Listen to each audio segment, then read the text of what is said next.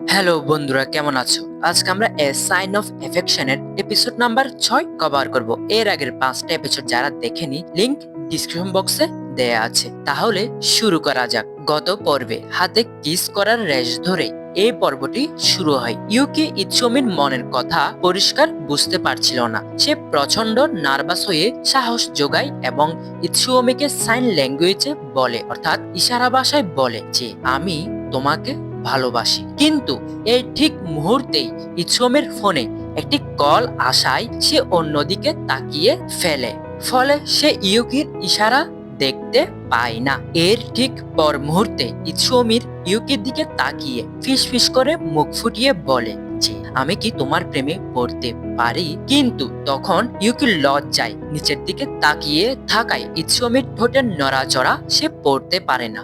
অর্থাৎ দুজনেই দুজনকে একই সময়ে প্রপোজ করলেও ভাগ্যের পরিহাসে কেউ কারোটা দেখতে পায় না। এই মিষ্টি কিন্তু বিভ্রান্তিকর ঘটনার পর ইউকি তার বান্ধবী রিনের বাড়ি চলে যায়। সেখানে দুই বান্ধবী মিলে মন খুলে কথা বলে। ইউকি জানায় যে ইৎসুমির পাশে থাকলে তার কেমন অন্যরকম অনুভূতি হয়। এর পরের দিন ইউকি ও রিন তাদের চেনা ক্যাফেতে যায়, যেখানে ইৎসুমির বন্ধু কিওয়া কাজ করে। কিওয়া সেখানে ইৎসুমিকে একটু আড়ালে ডেকে বলে যে সে যেন ইউকিকে নিয়ে আর খেলা না করে তার অবস্থান পরিষ্কার করে। ইৎসুমি জানায় যে সে ইউকিকে নিয়ে অত্যন্ত সিরিয়াস।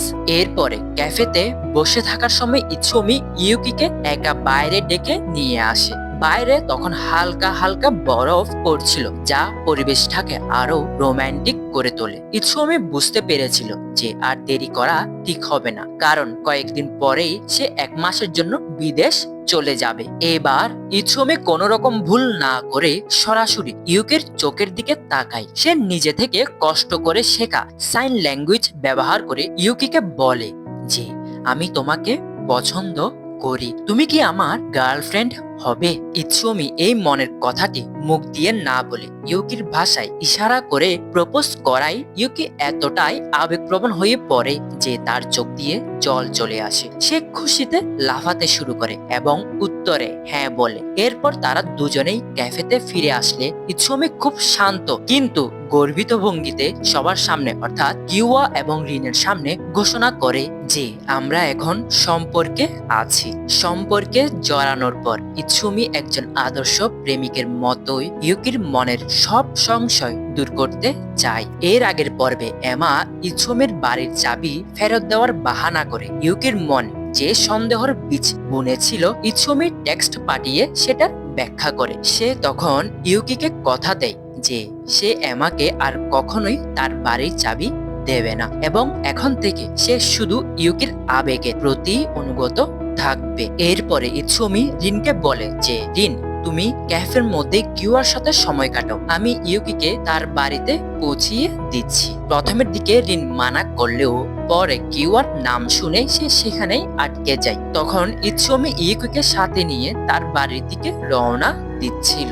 বাড়িতে পৌঁছানোর পর ইউকি এবং ইৎসুমির মধ্যে বেশ দারুণ কথা হয়। ইৎসুমি এক পর্যায়ে ইউকিকে একটি কথা বলে, আর সেটি হলো যে তুমি একটা পাসপোর্ট বানিয়ে নাও। এর মানে হলো ইৎসুমি ভবিষ্যতে যখনই পৃথিবীর বিভিন্ন দেশে ঘুরতে যাবে সে ইউকিকেও তার সঙ্গী হিসেবে নিয়ে যেতে চায়। এই সকল কথা শেষ করে ইৎসুমি যখন চলে যাওয়ার জন্য ঘুরে দাঁড়ায় তখন হঠাৎ করেই তার মন কেমন করে ওঠে, কারণ 1 মাসের জন্য ইউকিকে না দেখে থাকাটা তার জন্য কঠিন ছিল। ইউকি যখন দোতলায় ওঠে তার রুমের দরজা চাবি দিয়ে খুলছিল, ঠিক তখনই ইৎসুমি আচমকা পেছন থেকে এসে ইউকিকে জড়িয়ে ধরে একটি আবেগঘন ব্যাক হাক দেয়। এই প্রথমবারের মতোই ইউকি তখন বুঝতে পারে যে শুধু সে একাই নয়, ইৎসুমিও তাকে কতটা গভীরভাবে ভালোবাসে। পর্বের একদম শেষে একটি ছোট কিন্তু গুরুত্বপূর্ণ দৃশ্য দেখানো হয়, যেখানে কিওয়া ইৎসুমিকে জিজ্ঞেস করে যে সে এই সম্পর্ক নিয়ে কতটা আত্মবিশ্বাসী। ইৎসুমি অত্যন্ত দৃঢ়তার সাথে তখন উত্তর দেয়, আর সেটি হলো যে আমাদের কখনো ব্রেকআপ হবে না। অর্থাৎ ইৎসুমি ইতিমধ্যেই ইউকির সাথে তার পুরো জীবন কাটানোর পরিকল্পনা করে ফেলেছে।